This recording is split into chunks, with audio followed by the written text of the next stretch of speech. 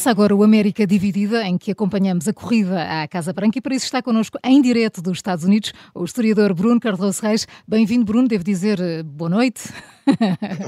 Olá. Olá, Sim, Bruno. aqui realmente temos Já uma é tarde, já diferença é de tarde. 5 horas em Sim. relação a Portugal. Bruno, começamos pela campanha propriamente dita. Kamala Harris esteve no Michigan com Liz Cheney, em Ripton e com árabes americanos em Flint. Será que isto vai resultar? Bem, é um estado realmente importante, faz parte daquele grupo de 7 que são geralmente apontados como os estados oscilantes nesta eleição, portanto, este grupo dos estados dos Grandes Lagos, à partida é o mais seguro, aquele que parece mais inclinado para os democratas, mas ainda assim, até com base também em eleições anteriores, mas ainda assim, enfim, toda a prudência é pouca, até porque realmente o Michigan tem uma população árabe-americana muito importante, à volta de 300 mil, muitos deles, aliás, com origem no Líbano, outros com origem também na Palestina, portanto, grandes ligações a duas regiões que estão muito afetadas por um conflito em que os Estados Unidos estão alinhados historicamente também com Israel, e em que Kamala Harris, embora tenha sido crítica de alguns aspectos do atual governo israelita, também não se distanciou completamente da política, inclusive do seu presidente, o presidente Biden, ela ainda é vice-presidente. Portanto, é realmente importante, no fundo, tentar convencer esse eleitorado que, apesar de tudo, Donald Trump seria provavelmente bastante pior do ponto de vista daquilo que para eles é importante, por exemplo, uns Estados Unidos, digamos, mais atento à questão palestiniana, e depois é um Estado realmente que tem grandes tradições republicanas também, ao ponto de Ripton, onde houve este evento com Liz Cheney, que é também alguém, uma congressista deste Estado, é realmente a cidade, digamos, a pequena cidade onde foi fundado o Partido Republicano, em 1854, e, portanto, no fundo, Kamala Harris também precisa tentar procurar alguns votos entre moderados, entre indecisos e mesmo, eventualmente, entre republicanos que são tão moderados que, enfim, que acham que Trump é demasiado radical para merecer o seu voto e, portanto, podem abster-se ou podem mesmo votar em Kamala Harris, como Liz Cheney, que realmente chegou a ser a número 3 do partido no Congresso, filha de um vice-presidente, não é? E, portanto, que era vista como uma das grandes esperanças de liderança futura do partido, disse que ia fazer, ou seja, não votará em Donald Trump, mas vou votar em Kamala Harris em nome de princípios conservadores, por exemplo, de conservar a Constituição, conservar a democracia americana. Portanto, temos Kamala Harris no Michigan e depois temos Donald Trump a fazer campanha na Pensilvânia, em Butler, no local onde foi vítima de um atentado. Isto pode ter impacto eleitoral, Bruno? Bem, vamos ver se tem impacto. Aliás, tal como no Michigan, se algo disto tem impacto nas sondagens.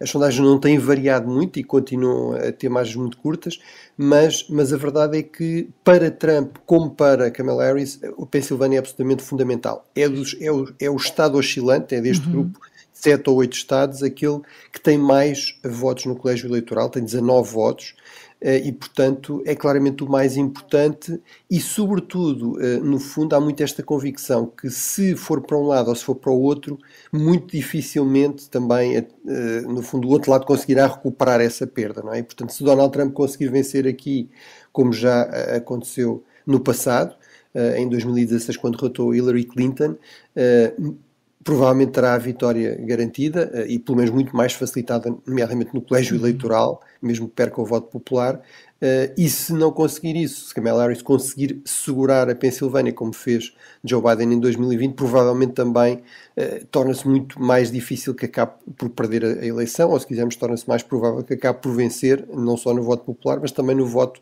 no colégio eleitoral, que é o que realmente conta. E, portanto, aqui Trump basicamente tentou jogar com aqui o seu estatuto de vítima de um atentado, que é algo que toda a gente tem de rejeitar, enfim, se for fiel aos princípios democráticos, onde não há, obviamente, lugar para a violência na política, e também mobilizar, no fundo, os seus próprios apoiantes com aquelas imagens icónicas. Portanto, foi um pretexto para tudo isso voltar a aparecer, de forma, evidentemente, perfeitamente legítima, não é? Claro. Ele foi realmente vítima de um Exato. atentado e, portanto, pode, no fundo, fazer uso político disso. Agora vamos ver se isso é suficiente, porque apesar de tudo estas eleições têm sido férteis em múltiplos acontecimentos, inclusive ele já foi vítima de uma segunda tentativa, Exatamente, enfim. sim. essa não chegou felizmente a haver, enfim, tiros contra ele ou que vitimassem outras pessoas, como foi aqui o caso, uma pessoa que aliás morreu como resultado deste atentado, mas em todo caso vamos ver se isto ainda é suficientemente mobilizador ou se será suficientemente mobilizador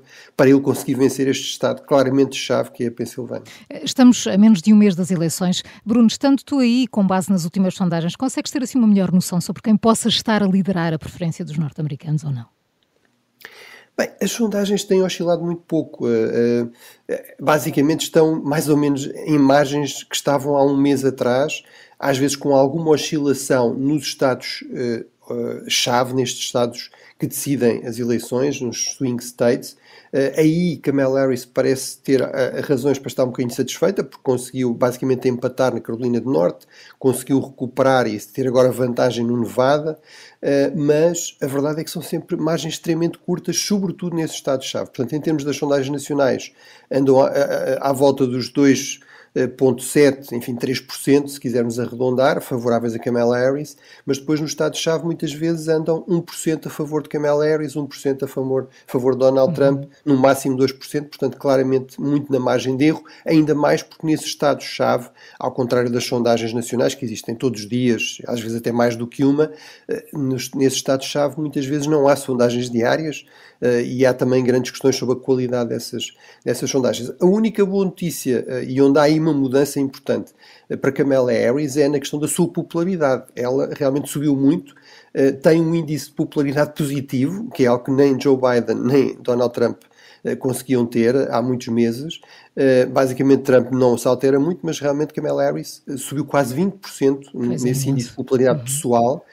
E já tem realmente um saldo positivo de 2 ou 3 pontos, portanto 48% contra 46% que desaprovam, 48% que aprovam, portanto, mas lá está, apesar de tudo são margens relativamente curtas, portanto eu diria que a partida é uma boa notícia, será positivo, enfim, dá alguma esperança para a campanha de Kamala Harris, mas está longe de ser aqui uma margem que realmente justifique uma confiança que a vitória estará garantida. Bruno, antes da curiosidade, e porque faz hoje um ano do ataque do Hamas a Israel, ainda há pouco falávamos sobre o Médio Oriente, ouvimos Joe Biden dizer que não sabe se Netanyahu está a interferir deliberadamente nas eleições americanas. O que é que isto significa e que impacto pode ter na campanha de Harris? Bem, realmente são declarações incríveis, eu diria que é uma forma diplomática de dizer que se calhar acha que sim, ou seja, realmente é bastante evidente para todos os analistas que uma das vantagens, digamos, de uma escalada do conflito no Médio Oriente para Benjamin Netanyahu é que eventualmente isso pode favorecer Donald Trump, claro.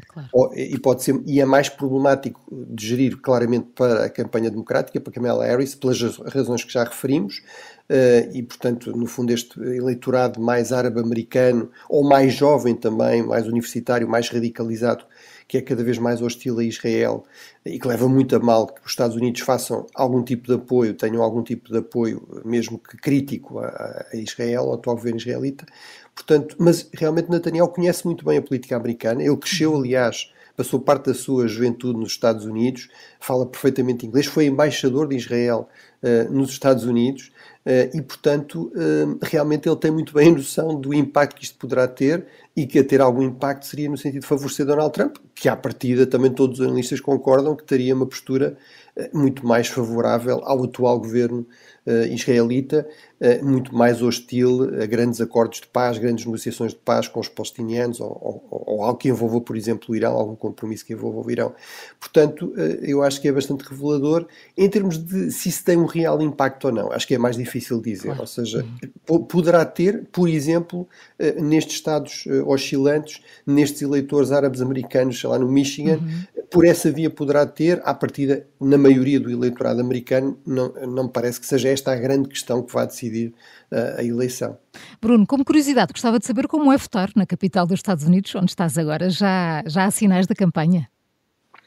Bem, realmente, há sinais, mas são muito diferentes daqueles que nós estamos habituados, ou seja, não há cartazes, não há outdoors, é muito, as pessoas manifestam-se individualmente, ou seja, nas casas têm ou não têm sinais em quem é que vão votar, portanto, Watts, Aries, ou basicamente aqui o District of Columbia, esta zona onde ficou a capital dos Estados Unidos, Washington, que nós conhecemos como Washington, mas que formalmente é o Distrito Federal, o District of Columbia, realmente é uma zona muito democrata e, portanto, são muito raros os sinais de apoio a Donald Trump, mas existem alguns, a grande maioria são realmente a Kamala Harris, mas é nesse sentido, são realmente casa a casa, vamos dizer assim.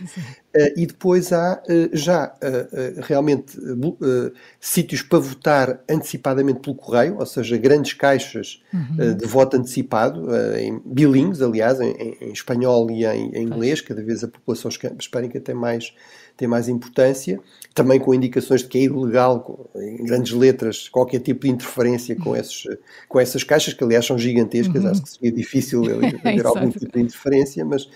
E depois há também, por exemplo, nas bibliotecas públicas, onde eu já estive, as bibliotecas vão ser locais de voto e, portanto, há informação sobre como se registar para votar. Os próprios bibliotecários perguntam se a pessoa já se registou, se pode votar, se legalmente pode votar e se já se registou. Nós, aliás, descobrimos que, à partida, os residentes estrangeiros nesta zona dos Estados Unidos, no District of Columbia, podem votar nas eleições locais, portanto, legalmente, não seria fraude. Não podem, obviamente, nas eleições federais para presidente. E depois há também outra coisa que é uma série de pequenos referendos e, portanto, por exemplo, aqui em frente ao supermercado havia um grupo de senhoras mais velhas a apelarem a que se votasse num referendo para permitir, que se chama a Iniciativa 83, portanto está lá no boletim de voto, para permitir o Ranked Choice Voting, ou seja, no fundo votar no candidato que a pessoa quer em primeiro lugar, mas depois poder eventualmente optar por pôr outros em segundo e em terceiro e, portanto, isso permitir, no fundo, uma votação um bocadinho mais fiel à vontade das pessoas e menos polarizada. E, portanto, vamos ver se isso resulta ou não. Bruno Carlacés, muito obrigada pela análise e bom descanso. Até amanhã, Bruno. Obrigado. Muito Até obrigada. amanhã.